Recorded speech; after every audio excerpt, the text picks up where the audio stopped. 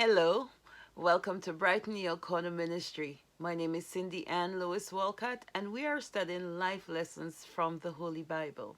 You don't have to be religious, these lessons are for holistic living. Today's lesson is called Speaking Up, and we're going to study this lesson in Exodus chapter 16. So far, actually, a friend raised this lesson with me, and she said to me, "You've always been speaking about us, other people's voice, advocating for others, using your voice to speak for others, and so on, when there has been a reoccurring lesson that you've ignored." And I went back and took a look, and here it is again. It's about murmuring, or what I'd call the squeaky wheels get the grease. So the children of Israel are always murmuring or complaining, and they get things from God. They complain, their cries went up throughout, from since I think from Genesis with Abel. The voice, there's always a voice, there's always a speaking up. And to be truthful, I haven't really looked at it as a lesson, but it is a lesson for some of us who, rather than wait and have suffer and wait for somebody to speak up for us, try and find the courage to speak up for yourself.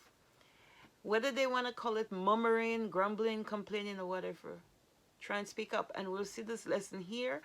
And we read it over and over again since Exodus began about this murmuring. But every time the people murmured, they got what they cried out for.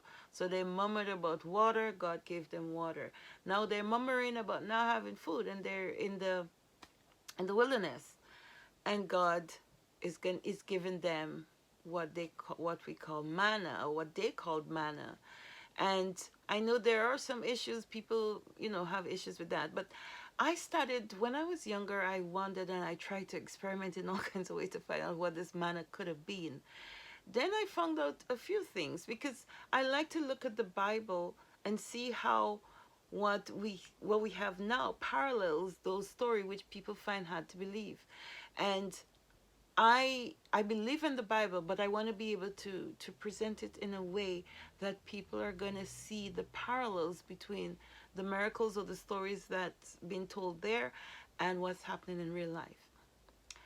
When I was younger, I heard about fish falling from the sky, and that didn't sound right. But from a religious point of view, I had to accept it. I said, how can fish fall from the sky? Until I grew up and I started to study geography, and I learned that there are some places where the based on the climatic situation, the clouds come down, sucks water from the river. It's a natural thing. It happens often on the continent of Africa. So if you don't know these things, you sort of stick in the narrow view of that's impossible, it can't happen. In studying here, I noticed in this lesson where manna came, and I'll read it to you a bit, and you can look at it yourself again, and maybe you can see if you find a parallel there. So I just want to read what happens before they got the manna. They started to murmur, and God said to Moses, he's going to give them food. So I will start with Exodus chapter 16, verse 12. God speaking now. I have heard the murmuring of the children of Israel. Speak unto them, saying, at even ye shall eat flesh, and in the morning ye shall be filled with bread, and ye shall know that I am God. I am the Lord your God. And it came to pass that even the quails came up, and it came to pass that even the quails came up and covered the camp. And in the morning the dew laid around about the host. And when the dew that laid was gone, behold, upon the face of the wilderness there laid a small round thing, as small as a hoar frost on the ground. Hoar frost on the ground. So I guess like little balls of, well, I think my opinion is I think it might be like little hail balls, or something like that. But more than one thing could be happening here. This is just my opinion. That's before I learned about even people eating birds' nests. I don't know about you, and I hope, by God's grace, I ask God for inspiration here. But in my opinion, people eat birds' nests. The quails were there. The dew came. These little balls are there. I I think it's a phenomenon. God created this phenomenon, and it's not like it came from nowhere because we don't know how God works. But I think these things were related to what the manna was. And I know people are still doing research into what it could have been and how it tasted and all that. Um, but when I found out that people eat birds' nest, well, not all, any kind of bird. There's a certain kind, a special kind of but this story is very very real to me, um, and I don't see it as a far-fetched situation. But that's not the lesson today. The lesson is about speaking up. They murmured and murmured, and in our culture we say the squeaky wheel gets the grease. um, it's because they complain and complain and complain. If you have a situation in your life, if you something is not going right, and you find it hard to find your voice because you're afraid of getting criticism, count the cost of what you're going to be losing. Because at that time, you may not have a person there to speak up for you. You have to summon the courage. Talk to God. Think about it. If you have nothing to lose by speaking up, but only things to gain, find your voice. Speak up. You might lose things now, but you will gain a lot more later. Consider what you have to gain and speak up. Because don't suffer in silence, because nobody will know. If you want to speak up by using somebody else's voice, but you have to speak to somebody, you have to reach out to somebody. So you must open your mouth and let your suffering. Some people are good enough to see it and can just tell something is wrong. Especially some people I know, when they suffer from depression and they they try to participate, and they try to act like nothing's happening. And sometimes it's somebody with a trained eye to see that something's not right here.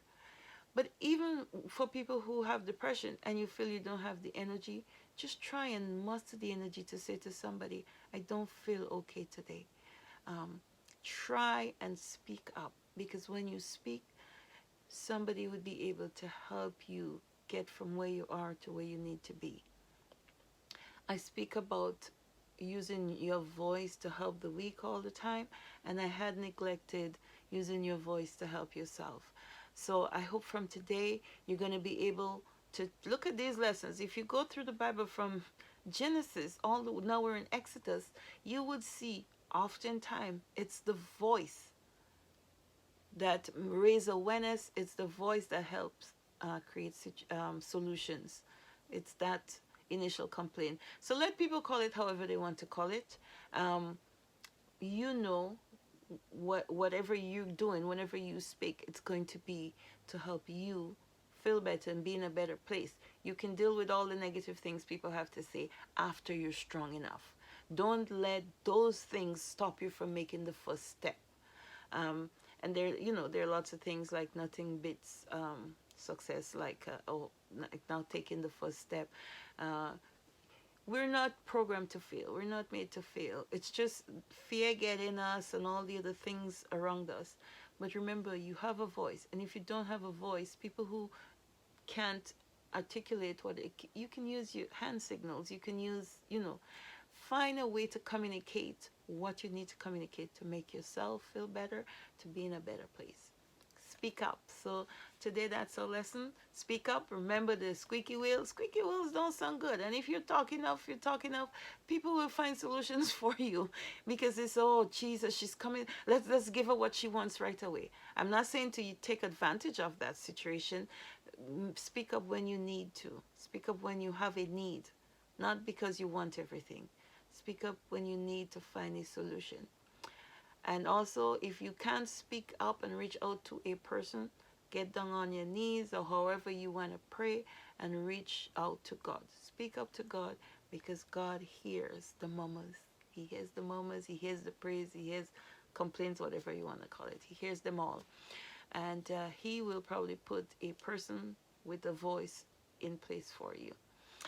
I hope you found this lesson educational. Please remember to share it with a young person today. And also remember to click the link and not the picture.